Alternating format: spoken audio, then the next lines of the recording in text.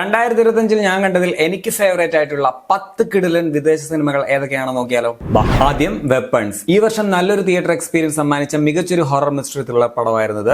അടുത്തത് മറ്റൊരു കിടിലൻ തിയേറ്റർ എക്സ്പീരിയൻസ് സമ്മാനിച്ച സിനിമയായിരുന്നു സിന്നേഴ്സ്. ഹൊറർ ജോണറിൽ വന്ന പടമാണ്, പക്ഷേ വളരെ ഡിഫറെന്റ് ആയിട്ടുള്ള ഒരു സിനിമയായിരുന്നു. ഇനി ഒരു ഫ്രഞ്ച് പടമാണ് ദ സ്ട്രേഞ്ചേഴ്സ്. IFFK-ലാണ് ഞാനിത് കണ്ടത്. പക്ഷെ അന്ന് കണ്ടപ്പോൾ എനിക്ക് ഒരു വലിയ സംഭവമായിട്ടും തോന്നിയില്ല, കൊള്ളാമെന്നേ തോന്നിയുള്ളൂ. പക്ഷെ പടം കണ്ടു കഴിഞ്ഞിട്ട് ഇത്രയും ദിവസമായിട്ടും ഇതിന്റെ തലേന്ന് പോകുന്നില്ല. അപ്പോൾ എനിക്ക് മനസ്സിലായി നല്ലൊരു ഇമ്പാക്ട് ഉണ്ടാക്കാൻ പറ്റിയിട്ടുള്ള ഒരു സിനിമയാണ്. പടം ബ്ലാക്ക് ആൻഡ് വൈറ്റ് ആണ്, 1930-കളാണ് കാണിക്കുന്നത്. കിടിലൻ പടമാണ്, ഡിജിറ്റലി വന്നിട്ടുണ്ടെന്ന് എനിക്ക് തോന്നുന്നില്ല. അടുത്തത് wake up dead man and knives out mystery. ഈ ഫ്രാഞ്ചൈസിലെ മൂന്നാമത്തെ സിനിമയാണ്. വളരെ സ്മാർട്ട് ആയിട്ട് എക്സിക്യൂട്ട് ചെയ്ത ഒരു ഹൂ ഡൺ ഇറ്റ് മിസ്റ്ററി ആണ് ഈ പടം. നെറ്റ്ഫ്ലിക്സിൽ ഇത് നിങ്ങൾക്ക് കാണാം. അടുത്തത് വൺ ബാറ്റിൽ ആഫ്റ്റർ ആണത്. ഈ വർഷത്തെ one of the best movie എന്ന് ഞാൻ പറയും. ഞാൻ ഈ സിനിമ ഓർത്തിരിക്കാനുള്ള ഒരു മെയിൻ കാരണം ഇതിന്റെ ലാസ്റ്റിലത്തെ ആ കാറിന്റെ അകത്തുള്ള ഒരു ഷോട്ടാണ്. റോഡും മലയും കാണിച്ചുകൊണ്ടുള്ള ഒരു വേവ് പോലെയുള്ള ആ സംഭവം ഉണ്ടല്ലോ. ആ തിയേറ്റർ കാണുന്ന ഒരു അന്യ എക്സ്പീരിയൻസ് ആയിരുന്നു. അടുത്തത് ഫ്രാങ്കിൻസ്റ്റൈൻ. ഒരു സയന്റിസ്റ്റും അയാൾ ഉണ്ടാക്കിയെടുക്കുന്ന സൃഷ്ടിയും തമ്മിലുള്ള ഒരു അസാധാരണമായിട്ടുള്ള ബന്ധത്തിന്റെ അല്ല വൈരത്തിന്റെ കഥയാണ് ഈ സിനിമ എന്നൊക്കെ പറയാം. ഇത് നെറ്റ്ഫ്ലിക്സിലുണ്ട്.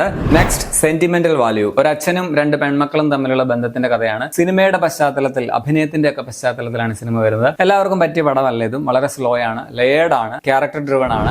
Next if I had legs I would kick you. Mental health ഇഷ്യൂസിനെ കുറിച്ചാണ് ഈ സിനിമ സംസാരിക്കുന്നത്. ഇതിലെ നായികയുടെ ലൈഫ് കാണുമ്പോൾ മൊത്തത്തിൽ തലയ്ക്ക് സ്വയം തരുമോ എന്ന് ചോദിക്കേണ്ട അവസ്ഥയുള്ള ഒരു കഥാപാത്രമാണ്. കണ്ടുകൊണ്ടിരിക്കുമ്പോൾ നമുക്ക് തന്നെ അവരുടെ അവസ്ഥ കണ്ടിട്ട് ഭ്രാന്ത് പിടിക്കും. അടുത്തത് it was just an accident. കിടിലം പടമാണ്. ഇറാനിലെ പൊളിറ്റിക്കൽ സിറ്റുവേഷൻ കോമഡിയുടെ പശ്ചാത്തലത്തിൽ പറഞ്ഞ ഒരു സിനിമയാണ്.